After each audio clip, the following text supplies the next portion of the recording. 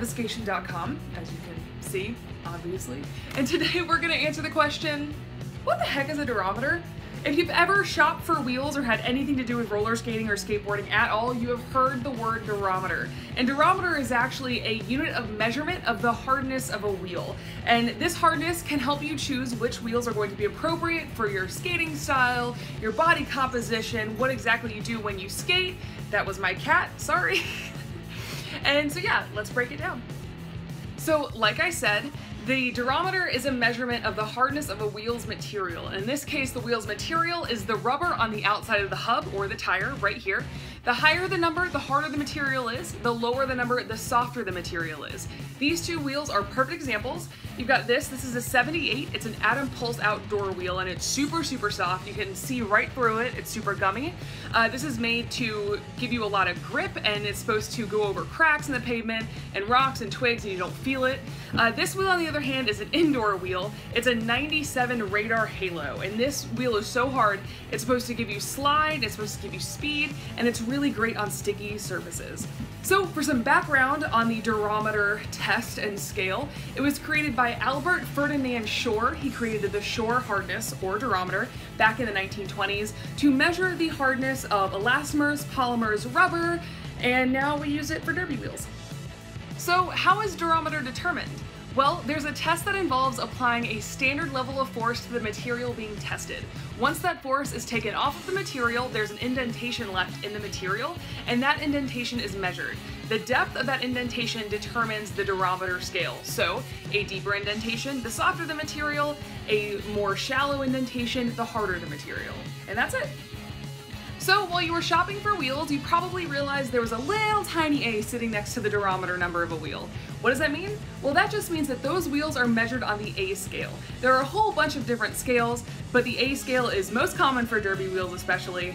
Some skateboard wheels use the B scale, which is just like the A scale, but it's 20 points below. So a 101 wheel on the A scale is really an 81 wheel on the B scale, and that's just what that means. So what does all of this wheel mumbo jumbo have to do with you? Everything, I promise you. Durometer and knowing the right durometer for what you're doing is one of the easiest ways to feel much more comfortable and more successful in your skates. Like I said earlier, the softer the wheel, the lower the number on the durometer scale. The harder the wheel, the higher the number on the durometer scale. And you're going to want to take that into account when you think about your body composition, your playing style, your playing position, the surface you're skating on, especially the surface you're skating on. For example, I play at home. My home venue is super sticky sport court. It's some of the stickiest floor you'll ever be on. And I'm 6 feet tall and I got some weight behind me, so I have to wear 95s. We went to Mayday Mayhem in Colorado this past month, and I can't wear 95s on polished concrete because that's what it was. I would have been sliding all the way back to Florida if I did that. So I had to wear 91s. So you really have to take into consideration where you're skating and what you're going to be doing. An easy way to tell if you're on the correct durometer for your body size and for the surface you're skating on is to just do a plow. If you do a plow and you slide forever, you're probably on wheels that are way too hard. If you do a plow and your feet don't move, they just kind of cut in and you stop, and you kind of feel like you're going to break your ankle, your wheels are probably too soft. You just have to play around and figure out what really works for you on which surface, and once you figure that out, you're going to feel so much more confident. You're not going to feel like you're constantly sliding out, or you're not going anywhere and treading sand. It really helps with on-skate confidence. I'm sure you've noticed that I've said body size and body composition a few times in this video, and there is a reason for it. So, weight has a lot to do with how compressed the urethane is of the tire. If the urethane is compressed more, there's going to be more surface area touching the surface you're skating on. If the urethane isn't compressed as much, then there's going to be less surface. So the more surface area touching the ground is going to make the wheel more grippy. I'm a perfect example. Like I said, I am 6 feet tall, I have some weight behind me, so I could never wear, say, a 91 wheel on my home venue surface because it's just too sticky. It would make the wheel way stickier and it just would not be a good time for me. A teammate who maybe weighs 50 pounds less than I do could totally do it, and they do it all the time.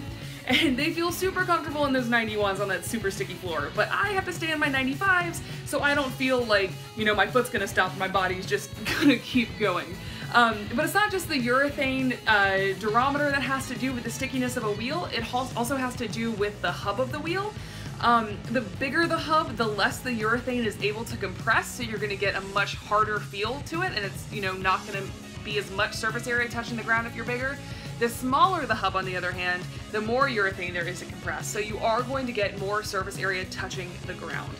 Some skate companies have come out with wheels in the past year that kind of play with that urethane depth and that hub size. The Moda TKOs are a perfect example. It's the same urethane, but because they play with the depth of the urethane, you're getting roll on the inside because there isn't as much urethane to compress, and you're getting the grip on the outside because there's more urethane to compress. And because of that, the TKOs don't really have a durometer reading, or scale number rather, because it's the same thing, but the hardness is different, which is super, super cool. But yeah, if you are looking for wheels and you're looking for the right durometer, just keep in mind your weight and how much your weight is going to compress those tires, and just plan accordingly. Now that I've told you all about durometer and stickiness, you still might be wondering what wheels you should start off with where you are. Well, I'm going to go through them. Here we go.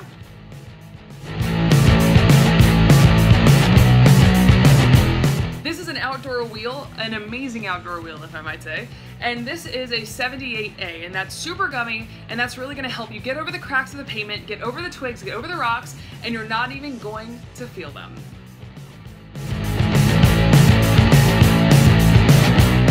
So the next step up from an outdoor wheel is a hybrid wheel, and a hybrid wheel sits right around 84A on the durometer scale, and it's called a hybrid wheel because you can use it outdoors, it's soft enough for outdoor use, and you can also use it indoors on super slick surfaces. And a lot of people actually start out with them so they can get comfortable on their skates and not feel like their wheels are just gonna fly out from under them.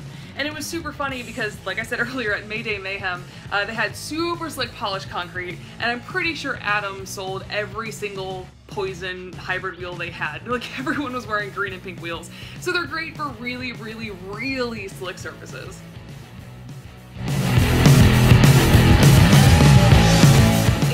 A to 88A wheels are really great soft indoor wheels, and they help you when the floor is super, super slick and you really just feel like you are going to go if your wheels are any harder at all.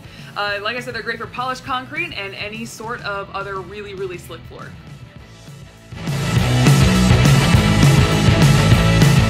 '98 to '93A wheels are medium indoor wheels, and they're great for floors that have like an average grip and slip. They're great for painted concrete, slicker sport court, and maybe stickier polished concrete and other floors like that.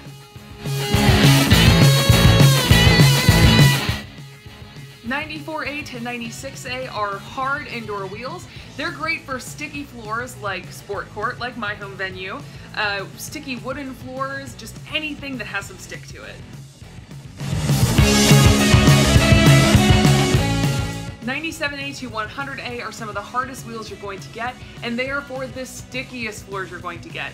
Rubberized floors, gym floors, like super, super sticky surfaces. These are what you're gonna wanna use so you, like I said earlier, your foot doesn't stop and your body keeps going.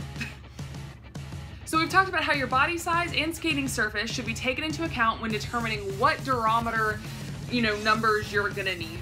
Another thing you have to think about is also what you're doing on the track, meaning what's your position? Are you a blocker? Are you a jammer? Do you do both?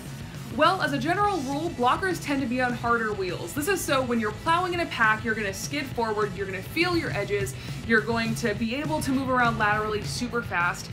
And jammers, on the other hand, usually use stickier wheels because they need to go fast, but they also need that grip. So when they're taking that corner, they're not going to feel like they're just going to completely wipe out and then the other jammer's going to overtake them or the pack's going to overtake them. So different positions have different needs. So just think about that and think about what you're doing on the track.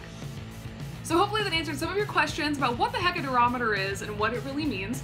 You can find all different types of wheels with all different types of durometer ratings on devastation.com. My name is Vulvarizer, this is Bonds the Derby Cat, and thanks for watching.